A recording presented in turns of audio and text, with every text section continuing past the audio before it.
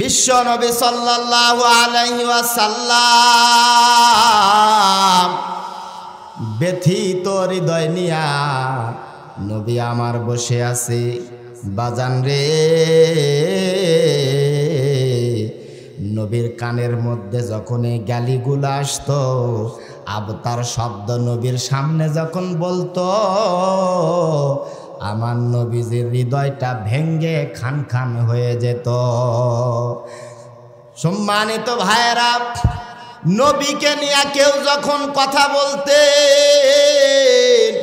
আসেবনে ওয়াইল বলতে, বাদ দাও, মোহাম্মদের কথা আমার সামনে বলো না, সে একজন আবতার। আমার ভাইরা, আমার বন্ধুরা, নবীর ওই ব্যথা ভরা হৃদয়কে সান্ত্বনা দেবার জন্য আল্লাহ রাব্বুল আলামিন সূরা কাউসার আমার নবীর উপরে নাযিল করেছে। জোরে কোন সুবহানাল্লাহ। এ বাজার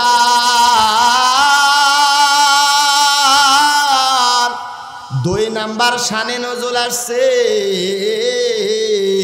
মুফাসসিরিনে কেরাম বলেন, ইয়াহুদি কাব ইবনে আশরাফ তৌরিত পড়তেন মোল্লা টাইপের ঘুষখোর মাদবর।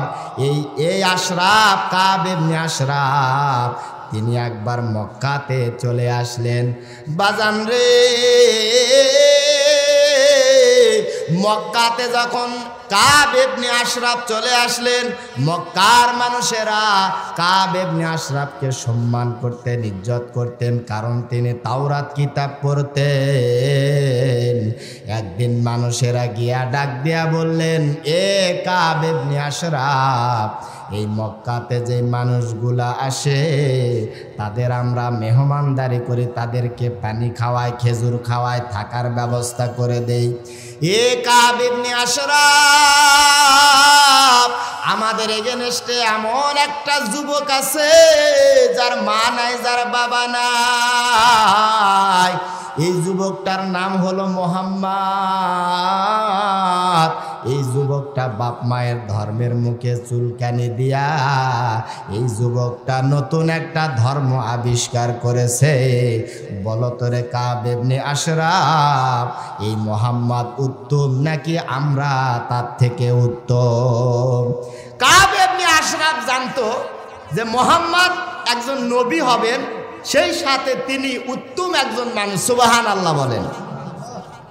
সম্মানিত ভাইরা, কাব হক, নবী বাতিল নয়, কিন্তু কাব ইবনে আশরাফ চিন্তা করলো, আমাকে যে বড় হুজুর করতেছে, এখন আমি যদি তাদের পক্ষ না নিয়ে মুহাম্মাদের পক্ষ নেই, তাহলে তো আমাকে তো আর বড় হুজুর করবে না।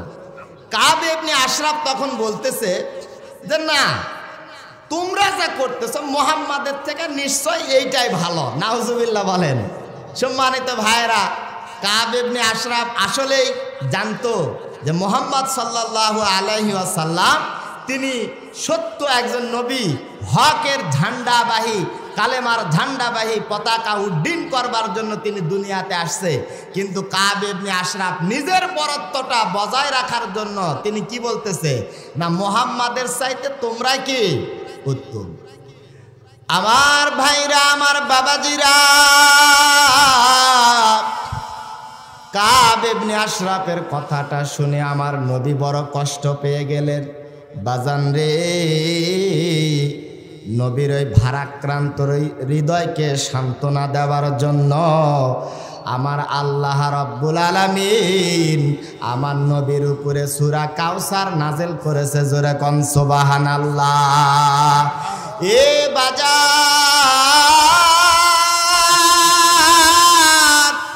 এইবার 3য় নাম্বার শানে নজুল আমি বলবো রে বাজার। মক্কার জমিনে একজন ছেলে আর একজন মহিলা, একজন পুরুষ একজন মহিলা, দুইজনকে বড় ভালোবাসতো, বড় মহাব্বত করত। তাদের দুইজনের মধ্যে বড় ভালোবাসার সম্পর্ক। এ বাজার, দুইজনকে চায়, তারা দুইজন যৌনাচার করবে, কিন্তু একটা নিরাপদ জায়গা পাচ্ছে না। এইবার যুবকটা ডাক দিয়া বলতেছে, যুবতী রে, আমি অনেক জায়গা খুঁজলাম, কোনো জায়গা নিরাপদ নাই। যুবতী ডাক দিয়া বলে, যুবক রে, আমিও খুঁজলাম, কোথাও নিরাপদ জায়গা পাওয়া যাচ্ছে না। এ যুবক, আমার কাছে একটা নিরাপদ জায়গা মনে হয়েছে, আমি বলি দেখো তো তোমার কাছে কেমন লাগে। এ বাজার, এইবার যুবতী ডাক দিয়া বলতেছে, মক্কার ঘরটা আমার কাছে নিরাপদ মনে হচ্ছে। এই মক্কার ঘরের মধ্যে মানুষেরা যখন খোদার পূজা দিয়া যখন চলে যাবে, তখন আমরা নিরাপদে ঘরের মধ্যে ঢুকা আমাদের কাম বাসনা পূর্ণ করব। নাউজুবিল্লাহ বলে। মক্কার ঘরের মধ্যে যুবক আর যুবতী নিরাপদ জায়গা বেছে নিয়েছে। এ ভাইরা, এই মক্কার ঘরের মধ্যে 360টি দেবতা, মাটির তৈরি দেবতা সার করে রাখছে। আবু জাহেল, উতবা, সাইবা, ওয়ালিদ ইবনে মুগিরা, বড় বড় কাফেরের লিডারেরা নিজের ধর্মকে টিকাবার জন্য, নিজের বরত্বটা টিকাবার জন্য এই মক্কার ঘরের মধ্যে মূর্তি সাজা সাজা রাখছে। মানুষদেরকে কি করে? এই মূর্তির পূজা অর্চনা করায়। সম্মানিত ভাইরা বলেন তো, এই মূর্তির কোনো ক্ষমতা আছে? হ্যাঁ, এটা কি মাটি দিয়া বানায় নাই? নিজ হাতে মাটি দিয়া তৈরি করছে। আবার ওরাই দেখেন ধাক্কা দিয়া পানিতে ফেলে দেয়। আমরা কিছু বললেই কয়টা এটা হলো কি উস্কানি, এটা নানান রকমের কথা। আরে তুমি খোদাকে মানো, এত সুন্দর পূজা করো, ভালোবাসো, মোহাব্বত করো, তাকে আবার ধাক্কা দিয়া কে? হিন্দু ভাইয়েরা থাকলে মন খারাপ করবেন না, একটা কথা বলবো। যিনি খোদা 8-10টা হাত, এই ভাইরা দেখেন নাই? অনেক ছোট কুজাল গেছি আমি, হামিদপুর মাদ্রাসাতে পড়ি, কুজাল গেছি তো খেয়ালই করি নাই। সন্ধ্যাবেলা যখন চলে আসবো ওই সময় তাকায়া দেখি, রে বাপ রে বাপ, বিশাল বড় একটা মূর্তি, অনেকগুলো হাত। আমি তো দেখে একবারে ভয় পেয়ে গেছি। বড় ভাইকে বললাম যে, বড় ভাই এ কি এটা? কয় যে এটা হলো ওই মূর্তি। তো বললাম যে এতগুলো হাত? কয় হ্যাঁ এতগুলোই হাত। তো ভাবলাম দেখি এতগুলো হাত হয় কিভাবে। পরে আবার দেখি কি আরেকটা হাতের মধ্যে এইভাবে ধরে আছে। তো চিন্তা করলাম যে আসলে দেখা দরকার। তো দেখার জন্য গেলাম, দরজাটাও খোলা, ভিতরে যায় দেখে সুবহানাল্লাহ, এই বিশাল বড় এতগুলো হাত আরেকজনকে এইভাবে তীর মারছে, ধরে আছে, কিন্তু পিছনে বাঁশ দেওয়া। চিন্তা করলাম কি এতগুলো হাত দিয়ে মানুষকে ভয় দেখায় আর নিজে দাঁড়ায় থাকার ক্ষমতা নেই, বাঁশের উপরে বসে আছে, এটা কেমন ধর্ম বাড়ে? চিন্তা করলাম না, এই ধর্ম খুব একটা ভালো হতে পারে না। সম্মানিত ভাইরা বলেন তো, মাটির তৈরি মূর্তি যে কাবার মধ্যে রাখছে, এর কোনো ফজিলত আছে? এ ভাইরা ফজিলত আছে? আবু জাহেল নিজেও জানতো যে এটা কিচ্ছু না, এটা ভুয়া একটা জিনিস, কিন্তু তারপরেও চিন্তা করতো যে না, এইটা যদি আমি মুহাম্মাদের দিনকে গ্রহণ করি, মুহাম্মাদের দিনকে যদি গ্রহণ করি, তাহলে তো আমার নেতাগিরি চলে না। এ ভাইয়া, নেতাগিরি দিয়ে আপনি কি করবেন? নেতাগিরি দিয়ে আপনি কি করবেন? আপনি যদি আল্লাহর গোলামি করে যদি জান্নাত পান, এইটাই একটা মুসলমানের, একটা ইমানদারের সব থেকে বড় সফলতা। জোরে কোন সুবহানাল্লাহ। এসপি, ডিসি, ওসি মারা গেলে আপনি যদি কোন স্যার ওই লাশটা আমাকে দেন, 5 টাকা দাম, কি বলেন? দিবে? এটা নিয়ে যদিও দেয়, কোনো কাজ আছে? কোনো কাজ নাই। সম্মানিত ভাইরা, নাকের নিঃশ্বাস কি বন্ধ, আপনিও লাশ, এতে আর কোনো রকমের কোনো কি নাই। নাকের মধ্যে দিয়ে নিঃশ্বাস যাচ্ছে বের হচ্ছে, নিঃশ্বাস যাচ্ছে বের হচ্ছে। আচ্ছা বলেন তো, কতরি নিঃশ্বাস ঢুকালেন, এটা কি আপনি জানেন? বলবো কি ভাইয়া? এ ভাইরা বলবো? সায়েন্সের বিজ্ঞানীরা বলছে 16 লিটার। সুবহানাল্লাহ বলেন। কয় লিটার ভাই? এই 16 লিটার অক্সিজেন যদি একটা সিলিন্ডারের মধ্যে দিয়া, একটা পাইপ দিয়া নাকের মধ্যে লাগাইয়া যদি আপনার ঘাড়ের মধ্যে দিত, কি না অবস্থা। আলহামদুলিল্লাহ। এই যে কালকে ঢাকা থেকে আসলাম, পিঠের মধ্যে ছোট্ট একটা ব্যাগ, কার সাথে লাগে, কার সাথে ধাক্কা লাগতেছে, ঠক ঠক করতেছে। চিন্তা করলাম, হায় সুবহানাল্লাহ, যদি সিলিন্ডার থাকতো তাহলে কি অবস্থা হতে পারে। আল্লাহ সুবহানাহু ওয়া তাআলা দেখলো না, সিলিন্ডার দিলে একজনের সাথে আরেকজনের সাথে ঠকাস ঠকাস বাড়ি লাগবে, গন্ডগোল লাগবে। হ্যাঁ, গন্ডগোল লেগে যেতে পারে। আল্লাহ সুবহানাহু ওয়া তাআলা কত মেহেরবান দেখেন, একবারে খোলা ময়দানে ছেড়ে। আল্লাহ জানে যে আমার বান্দারা তো চিটার, এদের কাছে যদি ওই সিলিন্ডার দেয় ভাইরা মন খারাপ করবেন না, যদি আওয়ামী লীগের ভাইয়ের কাছে দেয় কি বলেন বিএনপির ভাইরা কি সিলিন্ডার পাবে? এ ভাইরা পাবে? বিএনপির ভাইদেরকে যদি দেয়, যদি বলে তোমাদের কাছে তো ক্ষমতা কিছুই নাই, অন্তত সিলিন্ডারগুলো নিয়ে কিছু কিনা বেচা করে খাও, এ ভাইরা বলেন তা আওয়ামী লীগের লোক কি সিলিন্ডার পেত ভাই? আল্লাহ দেখলো যে না বান্দা তো সিটার হবে, আল্লাহ খোলা ময়দানে ছেড়ে দিছে, যতগুলা তোমার নিঃশ্বাস লাগে বান্দা তুমি নাও, ছেড়ে দাও, আর শ্বাস প্রশ্বাসে বলো আলহামদুলিল্লাহ। কি বলবো ভাই? আলহামদুলিল্লাহ। সম্মানিত ভাইরা, এই দুইজন যুবক আর যুবতী চিন্তা করলে মক্কা থেকে মানুষ যখন পূজা দিয়া ইবাদত করে যখন চলে যাবে, এই ঘরের মধ্যে আর কেউ থাকবে না, আমরা তখন নিরাপদে এই ঘরের মধ্যে আমাদের মনোবাসনা পূর্ণ করব, এইটা ভেবেই সম্মানিত ভাইরা এরা ঘরের মধ্যে ঢুকে গেছে। আচ্ছা বলেন তো, মাটির তৈরি মূর্তির না হয় ক্ষমতা নাই, ঠিক আছে নাই, কিন্তু ঘরের একজন মালিক আছে না নাই? এ ভাইরা আছে না নাই? সূরা ফিলের তাফসীর করে দেখবেন রিজা করে দিছে বড় বড় হস্তি বাহিনীকে। সামান্য মসুরের ডালের থেকে ছোট ছোট কঙ্কর আবাবিল পাখি 3টা করে, 2 পায়ের মধ্যে 2টা, মুখের মধ্যে 1টা, খালি আস্তে করে ছেড়ে দিছে। এই ছোট্ট পাথর মানুষের উপরে পড়ছে, মানুষের মাথা দিয়া বের হয়া হাতি পর্যন্ত, গরু বকরি যেমন ঘাস চিবায়া যেমন রিজা করে দেয়, এদেরকে রিজা করে দিছে। সম্মানিত ভাইরা, তাহলে যে ঘরের মধ্যে এরা জেনা করার জন্য ঢুকছে, সম্মানিত ভাইরা বলেন তো, এই ঘরের এই যে মূর্তিগুলার শক্তি নাই, কিন্তু আল্লাহ আছে না নাই? এখনো মনে হয় নাই নাকি? হ্যাঁ, এখনো আছে। আমার ভাইরা, আমার বাবাজিরা, যুবক আর যুবতী বাজান রে, তারা যৌন চাহিদা সহ্য করতে পারতেছে না, তাদের কামভাবকে তারা দমন করতে না পেরে এই যুবক আর যুবতী মক্কার ঘরের মধ্যে বাজান রে জেনা করার জন্য ঢুকেছে। এ বাজার, আল্লাহ সুবহানাহু ওয়া তাআলা ডাক দিয়া বললেন, জিবরাইল, কত বড় সাহস, আমার ঘরকে এরা নাপাক করতে চায়, যাও তাড়াতাড়ি করে এদেরকে তুমি মূর্তি বানায়া দাও, পাথর বানায়া দাও। এ বাজার, একজন আরেকজনকে ধরছে, এমন সময় আমার আল্লাহ এই যুবক আর যুবতীকে পাথর বানায়া দিছে। সম্মানিত দিনী ভাই সকল, এরপরে বাজান রে, সকালবেলা যখন আবার ইবাদত করার জন্য মক্কার কাফের মুশরিকরা, আমার ভাইরা, আমার বন্ধুগণ মক্কার ঘরের মধ্যে আসছে, এইবার ওরা তাকায়া দেখে এই 360টা মূর্তি বাদ দিয়া নতুন 2টা ভগবান দেখা যায়। একজন আরেকজনকে ডাকে, আয় ঘরের ভিতরে আয়, ঘরের ভিতরে আয়, নতুন 2টা মূর্তি, নতুন 2টা খোদা আসছে, নতুন 2টা খোদা আসছে রে, আয় ভিতরে আয়। আমাদের ইবাদতে, আমাদের পূজাতে আমাদের খোদা এত খুশি হয়ে গেছে, আমাদের খোদা আরো 2টা খোদা এই কাবা ঘরের মধ্যে পাঠায়া দিছে। জোরে কর নাউজুবিল্লাহ। কিছু ভক্তি ঘাটাল মানুষ আছে না ভাই, ভক্তি ঘাটাল, ওরা চিন্তা করতেছে, হায় সর্বনাশ, নতুন 2টা খোদা, এই খোদা দেখতে তো আরো ভালো, অবিকল মানুষের মতো, কি সুন্দর করে জড়াজড়ি করে ধরে আছে।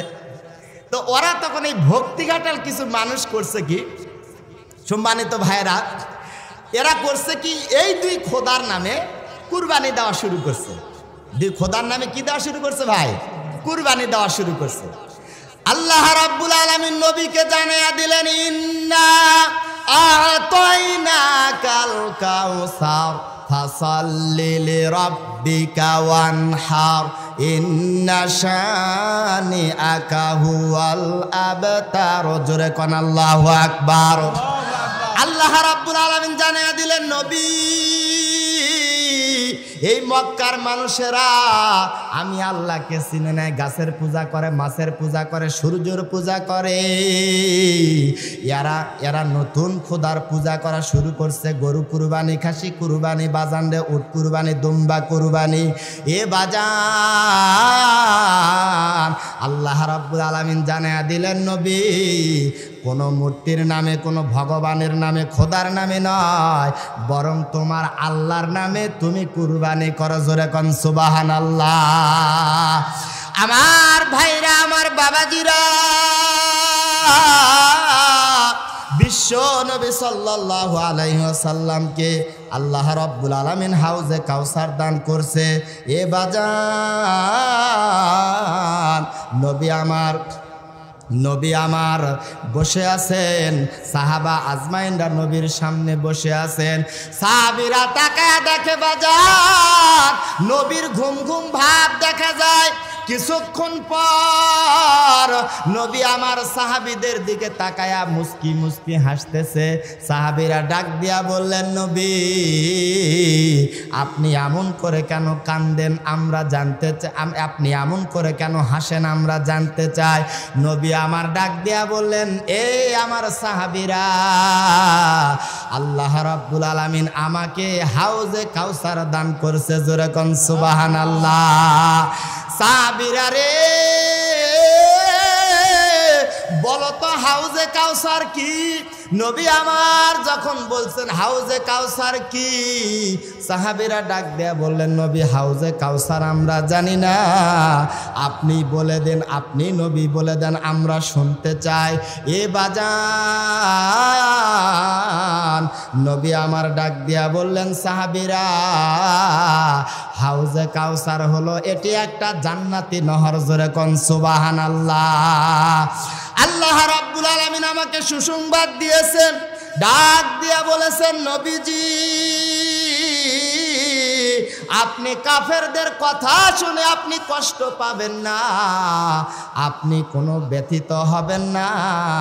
আমি আল্লাহ আপনাকে বরকতময় হাউজে কাউসার দান করেছি। জোরে কোন সুবহানাল্লাহ।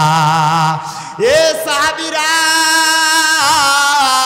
এই হাউজে কাউসারে এত বরকত, এত বরকত। এই হাউজে কাউসারের পানি যদি কোনো মানুষ একবার পান করে, আমার আল্লাহ বলেছেন ওই মানুষটার জীবনে আর কখনো পিপাসা লাগবে না। জোরে কোন সুবহানাল্লাহ। এ বাজার, নবী আমার হাউজে কাউসারের গোড়ার মধ্যে দাঁড়ায় থাকবে, মানুষেরা পানি পানি করে চিৎকার দিবে, মানুষের জিহ্বাটা নাভি বরাবর যখন বাজানরে ঝুলে পড়বে পিপাসার কারণে। এ বাজান, এই মানুষগুলা তাকায়া দেখবে কিছু মানুষকে আমার নবী হাউজে কাউসারের পানি পান করাচ্ছে। জোরে কোন মারহাবা। এ সম্মানিত ভাইরা, কিছু মানুষ দৌড় দিয়া যখন হাউজে কাউসারের দিকে যাবে, আল্লাহ রাব্বুল আলামিনের ফেরেশতা সামনে কালো পর্দা ফালায়া দিবে। এই মানুষগুলা আর নবীকে দেখবে না, নবী আর এই উম্মতগুলাকে দেখবে না। নবী আমার ডাক দিয়া বলবে, ফেরেশতারা এরা কি আমার উম্মত নয়? ফেরেশতারা ডাক দিয়া বলবে, নবীজি এরা আপনার উম্মত ছিল বটে, নামের বেলায় উম্মত, কামের বেলায় কিচ্ছু নাই। নবীজির কথা শুনে, সাহাবীর কথা শুনে সবাই কান্দে, কিন্তু নবীর সমাজ গড়ার কাজে যত দ্বন্দ্ব মনে বাঁধে। কথা বলেন ঠিক কিনা? নবীর কথা শুনে, এই যে দেখেন সবে বরাতের রাত, ও সুবহানাল্লাহ, মসজিদে যখন হুজুরেরা নবীক নিয়া, সাহাবিক নিয়া যখন বয়ান করে, কানতেছে আর চোখ মুছতেছে, জিলাপির মধ্যে ফুটো করে কামড় দেয়। আহ, নবীকে এইভাবে মারলো রে, কাফেরে কি কোনো দয়া নাই, মায়া নাই, কিচ্ছু নাই। এই ভাইরা, এই সমস্ত মুসল্লির সামনে যদি বলেন কালকের থেকে পাঞ্জাবি পরা বাধ্য, এই মুসল্লিরা দেখবেন ওক করে খাড়া উঠা করলো, এই হুজুর পাল্টা। এ কথা বলেন, ঠিক বললাম না ব্যাঠিক বললাম? অথচ মিলাদে যায়া মানুষের চোখের পানি দেখলে মনে হয় কি দরদি, নবীর প্রেমিক, নবীর আশেক, কিন্তু দেখবেন ভাইয়েরা এরা শুধু মুখে মুখে আশেক, কিন্তু ভিতরে ভিতরে কি কিচ্ছু নাই, নবীর প্রেম নাই, ভালোবাসা নাই, কিচ্ছু নাই। গরিব মানুষ রিক্সা চালায়া খায়, এই বেটা করছে কি রিক্সা চালা দুপুরবেলা বাড়িতে আসছে খাবারের জন্য, এই জামা কাপড় খুলা দিচ্ছে, জামা কাপড় হাতের মধ্যে নিয়ে বিবি বলতেছে স্বামী আই লাভ ইউ, এর বাংলা হচ্ছে আমাদের এলাকা হিসাবে আমি তোমাকে ভালোবাসি। ইংরাজি বললাম আর কি আপনাদের সামনে। তো এই বলছে যখন, স্বামীর মনটা তো বড় হয়ে গেছে, আরে সুবহানাল্লাহ, এত কষ্ট করে আসার পরেই আমি তোমাকে ভালোবাসি। পানি উঠিয়া দিচ্ছে গোসলের সময়, বলতেছে স্বামী আমি তোমাকে কিন্তু খুব ভালোবাসি। স্বামী বলতেছে এত ভালোবাসা রাখি কোনতে পারে। ভাত উঠিয়া দিচ্ছে, আবার বলতেছে স্বামী আমি তোমাকে ভালোবাসি। এরপরে স্বামী যখন চলে যাচ্ছে ভ্যান নিয়ে, সামনে দাঁড়ায় ওই আপনার এই হ্যান্ডেলটা ধরে কষা একটা ব্রেক দিয়ে বলতেছে স্বামী আমি তোমাকে ভালোবাসি। স্বামী চিন্তা করে এত ভালোবাসি ভালোবাসি ভালোবাসি, শুনতে শুনতে একটা রাগ লাগে না ভাই বলেন তো? স্বামী একটা ধমক দিয়ে বলতেছে ওই জরিনা, এ ভালোবাসি তোর মুখের কথা না তোর অন্তরের কথা? বলতেছে স্বামী এটা আমার মুখের কথা। এ ভাইরা, এই যে দেখেন মসজিদে মসজিদে মিলাদ হচ্ছে, শুধু মুখ দিয়া ভালোবাসি ভালোবাসি, অন্তরে ভালোবাসা লেশ মাত্র নাই। ভালোবাসি ভালোবাসি বলতেছে, কিন্তু নবীর সমাজ গড়ার কথা বলার সাথে সাথে সম্মানিত ভাইরা দ্বন্দ্ব শুরু হয়ে যায়। কথা বলেন ঠিক কিনা? আমার ভাইরা, আমার বাবাজিরা, আল্লাহ রাব্বুল আলামিন নবীকে দুইটা জিনিস দিয়া নবীকে দুনিয়াতে প্রেরণ করেছে। বাবাজি, পৃথিবীবাসীর জন্য দুইটা রহমত আল্লাহ রাব্বুল আলামিন নাযিল করেছে। আল্লাহ রাব্বুল আলামিন বললেন হুয়াল্লাযী আরসালা রাসূলাহু বিল হুদা ওয়া দীনিল হক লিইয়ুযহিরাহু আলাদ-দীনি কুল্লিহি ওয়ালাউ কারিহাল মুশরিকুন।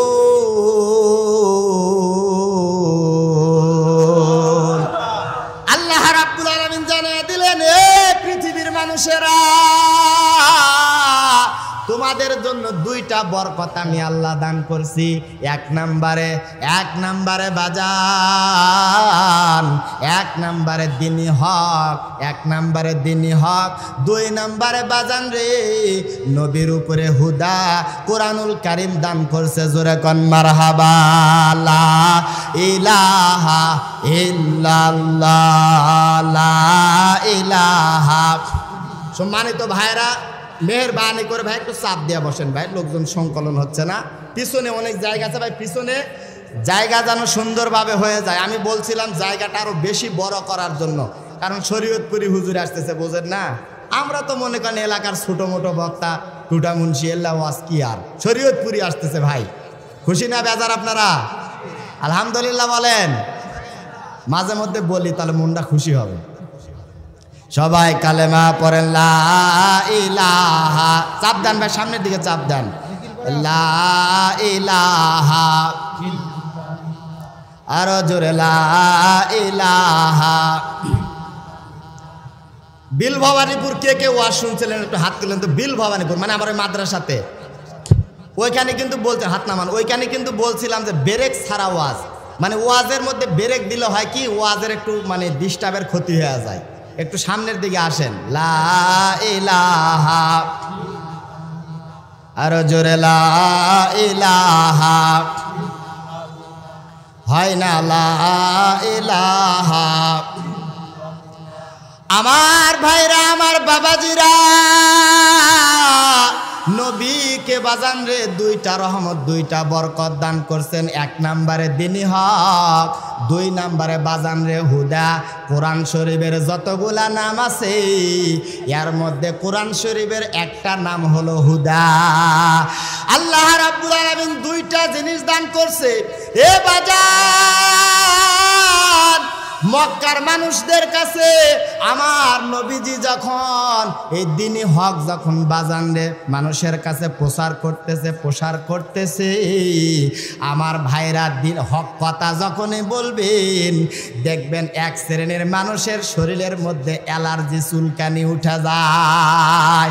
যত নরম নরম ওয়াজ করবে,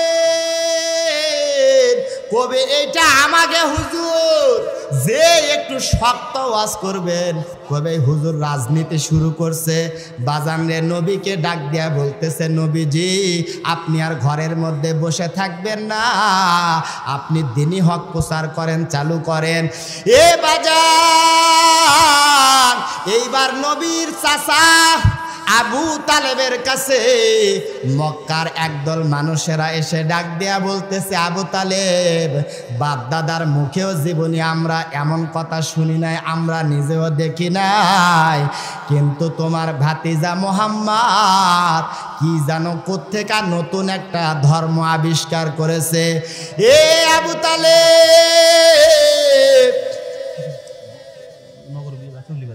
আচ্ছা আচ্ছা, ডাক দিয়া বললেন, আবু তালেব, তোমার ভাতিজাকে বলো সে যেন এই ধর্ম প্রচার না করে, ধর্ম যেন বন্ধ করে দেয়, না হলে কিন্তু আমরা গন্ডগোল করব, হট্টগোল করব, মারামারি করব। এ বাজার, এইবার আবু তালেব আমার নবীকে ডাক দিয়া বললেন, ভাতিজা, তোমার মা নাই, তোমার বাবা নাই, তুমি এতিম মানুষ, তোমার দাদা নাই, আমার ঘরে তুমি লালন পালন হচ্ছ। এ মুহাম্মদ, এই মক্কার যারা লিডার আছে, এ বাজার, ওই লিডারেরা তোমার বিরুদ্ধে মামলা করছে, আমার কাছে তোমাকে থেমে যেতে হবে। বাজান রে, এই কথা শোনার সাথে সাথে নবী আমার মাথা নিচুর দিকে দিয়া বসে আছে। এইবার নবীর চাচা আবু তালেব ডাক দিয়া বললেন, ভাতিজা, তোমার কাছ থেকে আমি মতামত জানতে চাই, তুমি কি বলতে চাও? বাজান রে, আবু তালেব মনে করছিল আমার ভাতিজা ভয় পায়া গেছে, আমার ভাতিজা মনে হয় ভয় পায়া গেছে। বাজান রে, যারা হক পথে থাকে, হক পথে জীবন দিতে পারে, কিন্তু বাতিলের কাছে মাথা নত করবে না। কয়েকজন হুজুরকে জেলখানায় দিয়া মনে করছে যে এমন সব শেষ। এ বেটা, বাইরে এখনো বাঘের বাচ্চারা আছে, কথা বলেন ঠিক কিনা? এখনো বাঘের বাচ্চা আছে, একটু উল্টা পাল্টা করলে কোন রকমে ছাড় দেওয়া হবে না। প্রতিবাদ চলছে, আগামীতেও কি চলবে ইনশাআল্লাহ, কিয়ামত পর্যন্ত চলবে। হুজুর বলতেছে কিয়ামত পর্যন্ত চলবে। আরে দেখছে আমার ভাইরা, আমার বাবাজিরা, আবু তালেব মনে করছে আমার ভাতিজা ভয় পেয়ে গেছে, ভাতিজা মনে হয় থেমে যাবে।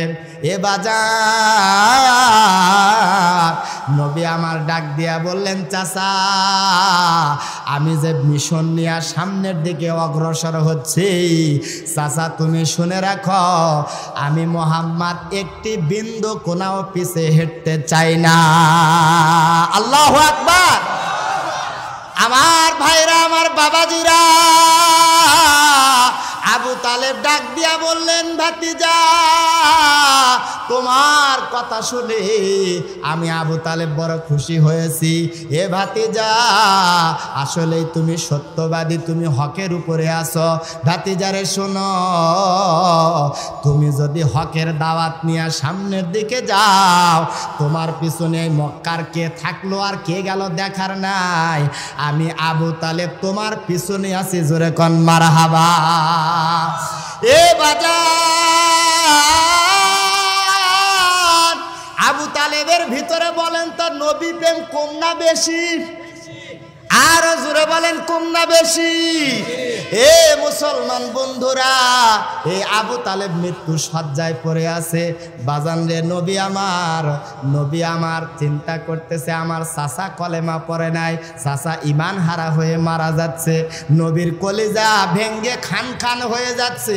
নবী আমার ডাক দিয়া বললেন, ও চাচা, আপনি আমাকে এত ভালোবাসেন চাচা, আমি মুহাম্মাদের গায়ের মধ্যে যদি কেউ একটা ফুলের টোকা দেয়, চাচা আপনি সহ্য করবেন না? আপনি সহ্য করেন নাই? ও চাচা, আপনি বলেন তো আমি সত্য নবী কিনা? আবু তালেব ডাক দিয়া বললেন, ভাতিজা, তুমি যে সত্য নবী এতে কোনো সন্দেহ নাই। মারহাবা। নবী আমার ডাক দিয়া বললেন, চাচা, তাহলে আপনি একবার কলেমা পড়েন। আবু তালেব ডাক দিয়া বললেন, ভাতিজা, সারা জীবন বাপ দাদার ধর্ম পালন করে আসছি, এ ভাতিজা মোহাম্মদ মৃত্যুর সময় কি করি রে কি করি। এমন সময় দূর থেকে ওই যে লিডার শয়তান আবু জাহেল ডাক দিয়া বলে, আবু তালেব একসঙ্গে কত পূজা করলাম, কত ইবাদত করলাম, কত লিডারি করলাম, আবু তালেব রে মরার সময় তুমি কি ধর্মের মুখে চুনকালি লাগাইতে চাও? এ বাজার আবু তালেব কলেমা পড়ে না, নবী আমার ব্যথা ভরা হৃদয় নিয়ে কাঁদতেছে, নবীর চোখের কোনা দিয়া মুক্তার দানার মতো পানিগুলো টপ টপ করে জমিনের মধ্যে পড়ে যাচ্ছে। বাজান রে, নবীর জন্য কলিজাটা আবু তালেব আগায়া দিছে, নবীকে কষ্ট দেওয়া পছন্দ করে নাই। নবীকে কেউ কষ্ট দিলে আবু তালেব সহ্য করতে পারত না, সে আবু তালেব ঈমান হারা হয়ে কবরের মধ্যে যাচ্ছে।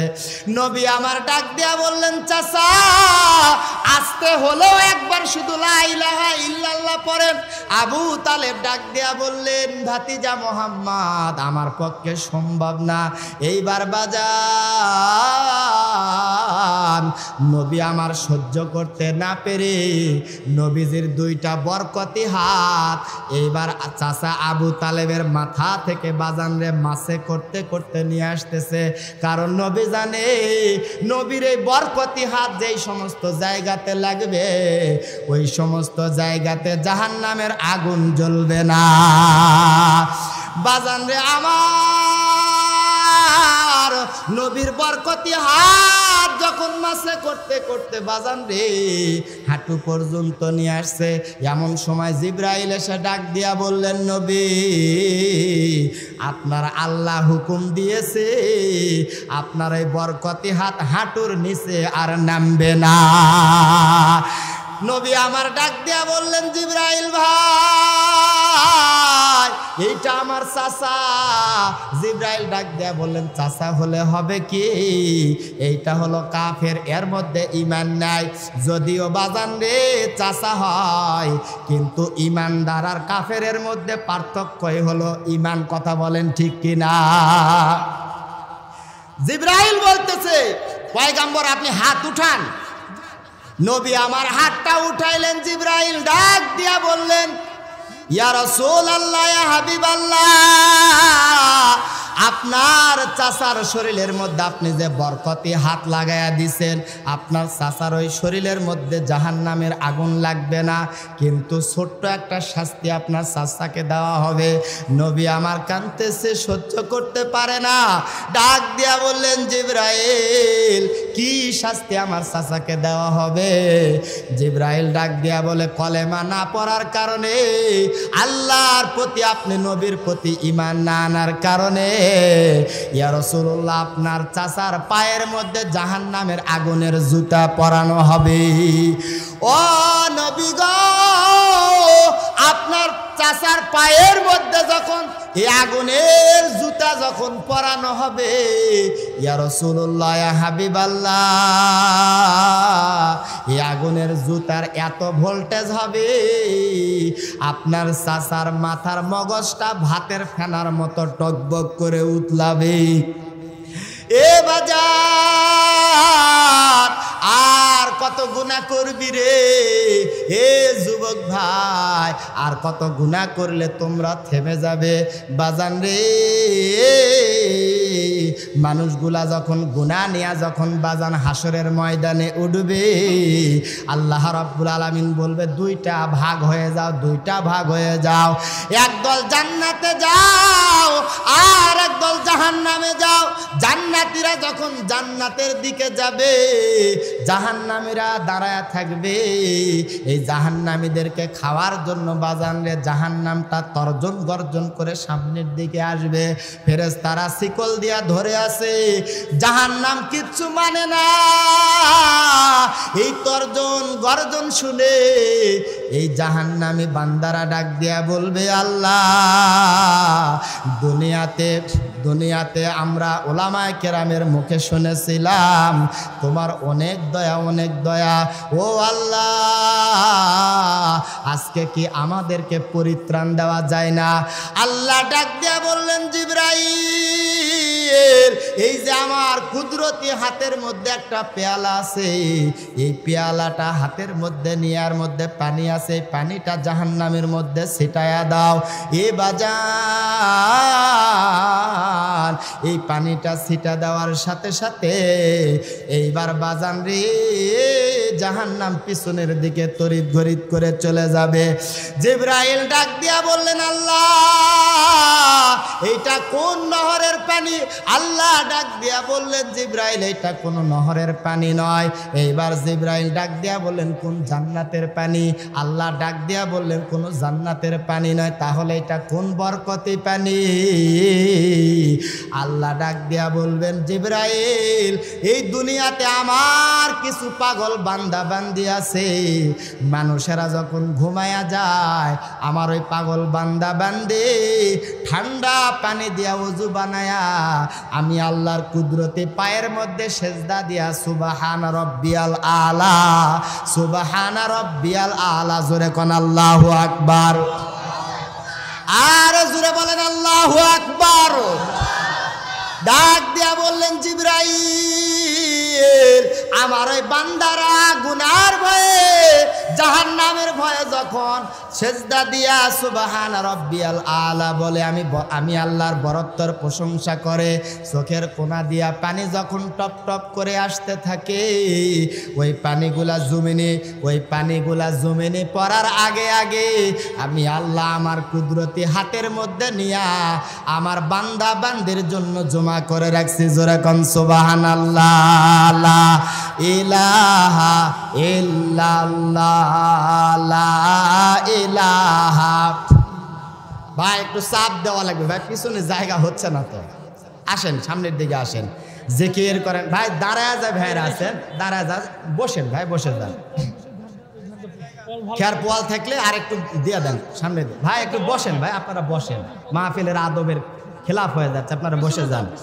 সবাই ঝংকার দিয়া লা ইলাহা, আরো জোরে লা ইলাহা ইল্লাল্লাহ লা ইলাহা লা ইলাহা লা ইলাহা ইল্লাল্লাহ লা ইলাহা। আমার ভাইরা, আমার বাবাজিরা, এ বাজান আপনাদের সামনে সূরা কাউসার থেকে আলোচনা করতেছিলাম। বাজান রে, আমার নবীর উপরে সূরা কাউসার নাজেল করেছে। মক্কার মানুষেরা নবীকে নিয়ে যখন ঠাট্টা করতেন, বিদ্রূপ করতেন, নবীকে যখন অবতার বলতেন, নবীর হৃদয়টা খান খান হয়ে যেত, ভেঙ্গে চুরে।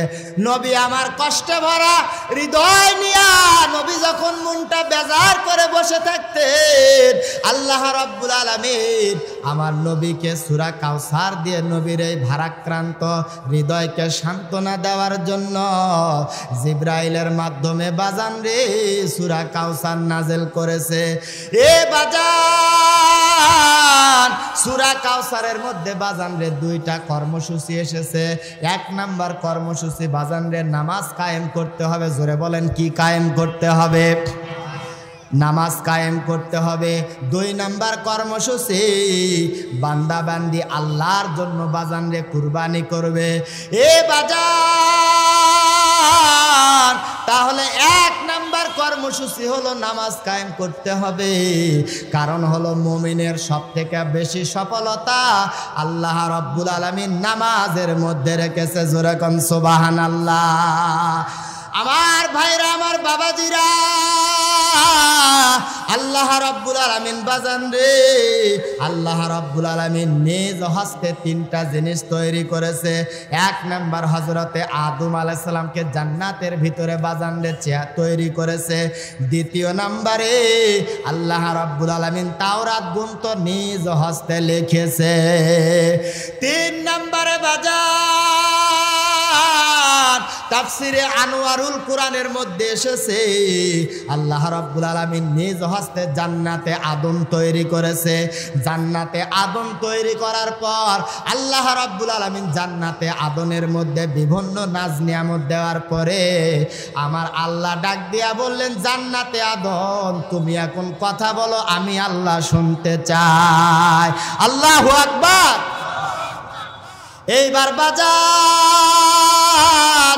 জান্নাতে আদম সর্বপ্রথম যে কথাটা জান্নাতে আদম থেকে বের হয়েছে আল্লাহ রাব্বুল আলামিন জানিয়ে দিলেন, ক্বাদ আফলাহাল মুমিনুনাল্লাযীনা হুম ফি সালাতিহিম খাশিউন।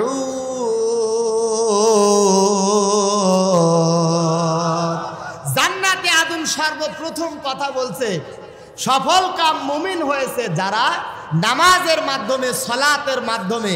ওই সমস্ত মুমিন ছাড়া জান্নাতে আদনের মধ্যে কেউ যেন প্রবেশ না করে। জোরে কোন মারহাবা।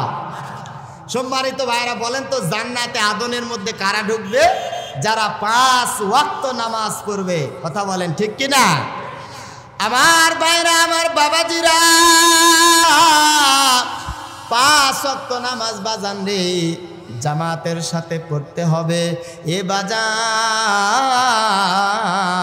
খাজা আব্দুল ওয়াহেদ নামের একজন বুজুর্গ ব্যক্তি বাজান রে একদিন মোরাকাবার মধ্যে বসে খাজা আব্দুল ওয়াহেদ আল্লাহকে ডাক দিয়া বলে, আল্লাহ আমার ইবাদতে তুমি খুশি হইলা নাকি আমি তো জানতে পারলাম না। আল্লাহ ডাক দিয়া বলে, খাজা তোর ইবাদতে আমি আল্লাহ খুশি হয়ে গেছি। এইবার খাজা আব্দুল ওয়াহেদ ডাক দিয়া বলে, আল্লাহ তুমি কি আমাকে জান্নাত দিবা নাই? এইবার আল্লাহ ডাক দিয়া বলে, হ্যাঁ তুমি জান্নাত পাবা। খাজা আব্দুল ওয়াহেদ ডাক দিয়া বলে, আল্লাহ ওই জান্নাতের মধ্যে আমার সঙ্গে কে থাকবে? আল্লাহ ডাক দিয়া বললেন, খাজা তোমার সঙ্গে যে জান্নাতে থাকবে ওই মহিলাটা এই দেশে নাই, ওই মহিলাটার বাড়ি আরেক দেশে, তার নাম হলো মাইমুনা সাদিয়া পাগলি। এ বাজান খাজা আব্দুল ওয়াহেদ দেখা করার জন্য এইবার লোকেশন নিয়ে রওনা দিয়েছে। এ বাজান খাজা আব্দুল ওয়াহেদ মাইমুনা সাদিয়া পাগলি যে বাড়ির মধ্যে থাকে, এ মা কেন নামাজ পড়ো না, কেন পর্দা করবা না? একজন পাগলি মহিলার ইমান দীপ্ত কাহিনী শুনে যাও। মা গো, কার কথায় কার হেদায়েত আসে আল্লাহ ভালো জানে। এইবার খাজা আব্দুল ওয়াহেদ ওই বাড়ির মধ্যে গেছে। বাড়িওয়ালা ডাক দিয়া বলে, মাইমুনা সাদিয়া বাড়ির মধ্যে দিনের বেলা থাকে না, মাঠের মধ্যে উট দুম্বা চড়ায়। এ বাজান খাজা আব্দুল ওয়াহেদ এবার মাঠের মধ্যে গিয়া দেখে কি সুন্দর করে শরীরটা ঢাইকা আল্লাহর বান্দি যায় নামাজ বিছায়া সুন্দর করে নামাজ পড়তেছে। এত সুন্দর রুকু, এত সুন্দর সেজদা দেখা খাজা আব্দুল ওয়াহেদ চিন্তা করে, আল্লাহ আমি তো এত সুন্দর করে জীবনে কোনোদিন নামাজ পড়তে পারি নাই, কথা বলার সুযোগ হচ্ছে না। এ বাজার এইবার খাজা আব্দুল ওয়াহেদ ওইখানে ওয়েট করতেছে। দীর্ঘক্ষণ থাকার পর মহিলাটা নামাজের মধ্যে যেই মাত্র একটু বিশ্রাম নিছে, এইবার খাজা আব্দুল ওয়াহেদ আল্লাহর বান্দিকে সালাম দিছে পিছন থেকে। আল্লাহর বান্দি সালামের জবাব দিয়া ডাক দিয়া বলে, খাজা রে তোমার সঙ্গে আমার দেখা হবে জান্নাতে, এত কষ্ট করে এত দূরে এসে সময় নষ্ট করতেছ কেন? আল্লাহু আকবার। মাইমুনা সাদিয়া বলতেছে, এত কষ্ট করে আমার কাছে আসার কি দরকার? তোমার সঙ্গে জান্নাতে তো আমার দেখা হবে। আমার ভাইরা, আমার বাবাজিরা, খাজা আব্দুল ওয়াহেদ চিন্তা করে এই মহিলাকে জীবনে কোনোদিন দেখি নাই, এই এলাকাতে আমি কোনোদিন আসি নাই। এ বাজান, এইবার ওই মহিলার কথা শুনে খাজা আব্দুল ওয়াহেদ চিন্তায় পড়ে গেছে। এইবার বাজান মহিলা ডাক দেয়া বলে, খাজা রে, হে খাজা, তুমি চিন্তা করো না, তোমার সঙ্গে আমার জান্নাতের মধ্যে দেখা হবে। খাজা আব্দুল ওয়াহেদ এইবার বাজান ডাক দেয়া বলে, আল্লাহর বান্দি, এতগুলা উট ভেড়া দুম্বা তুমি যে মাঠের মধ্যে ছাইরা দিয়া নামাজ পড়তেছ, এ আল্লাহর বান্দি, এতগুলা উট ভেড়া দুম্বা, এই যে সাদা সাদা পোশাক পরিহিত মানুষগুলাকে এরা খারাপ, এইগুলা দেখতেছে, আমি জানতে চাই। এ বাজান খাজা আব্দুল ওয়াহেদকে ডাক দেয়া বলে, আল্লাহর বান্দা, এইগুলা হলো আল্লাহর পাঠানো ফেরেশতা। কেউ যদি নামাজ পড়ে আল্লাহর জরুরতকে পুরা করে দেয়, আল্লাহ রাব্বুল আলামিন তার জরুরতকে পুরা করে দেয়। জোরে কোন মারহাবা। লা ইলাহা ইল্লাল্লাহ, লা ইলাহা। এ ভাই বসে যান, তাড়াতাড়ি বসে যান। এত জোরে কথা বলে তো হবে না, বারে বসে যান, কথা আসতে বলেন। লা ইলাহা ইল্লাল্লাহ, লা ইলাহা হয় না, লা ইলাহা ইল্লাল্লাহ, লা ইলাহা। আমার ভাইরা, আমার বাবাজিরা, একজন মহিলা মানুষ বাজান কত সুন্দর করে নামাজ পড়তেছে। আমাদের মায়েরা বোনেরা নামাজ পড়ে কম, কিন্তু বাজান রে টিভি দেখার জম, কথা বলেন ঠিক কিনা? এ বাজান ঘরে ঘরে বিশাল বড় বড় টিভি লাগায়া মহিলারা সিরিয়াল দেখে, নামাজ পড়ে না। একজন নামাজি মহিলার ঈমান দীপ্ত কাহিনী আপনাদেরকে বলতে চাই। মহিলা স্বামীকে ডাক দেয়া বলে, স্বামী আপনি কেন নামাজ পড়েন না? স্বামী ডাক দেয়া বলে, তুই কেন নামাজ পড়িস আমি জানতে চাই। এইবার আল্লাহর বান্দি ডাক দেয়া বলে, স্বামী রে, নামাজের মাধ্যমে আল্লাহর সঙ্গে সুসম্পর্ক কায়েম করে আমি আল্লাহর জান্নাতে যেতে চাই। জোরে কোন মারহাবা। চেয়ারম্যান মানুষ এত পরে আলে হবে পারে, জনগণ এসে বসে আছে, আপনি আরো আগে ভাগে আসবেন। আমার যত জায়গা তো আসবে, আপনি থাকলে আগে ভাগে আসবেন। আলহামদুলিল্লাহ, হুজুরি আছে, পারে চেয়ারম্যানের দরকারই নাই।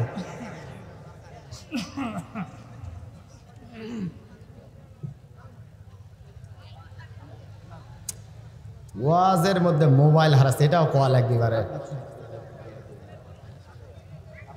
আলহামদুলিল্লাহ, একজন ভাইয়ের মোবাইল হারা গেছে, কেউ যদি পেয়ে থাকেন, নাম হানিফ, গুমারদহ বাড়ি, মোবাইলটা দয়া করে ওনার কাছে পৌঁছায় দিবেন।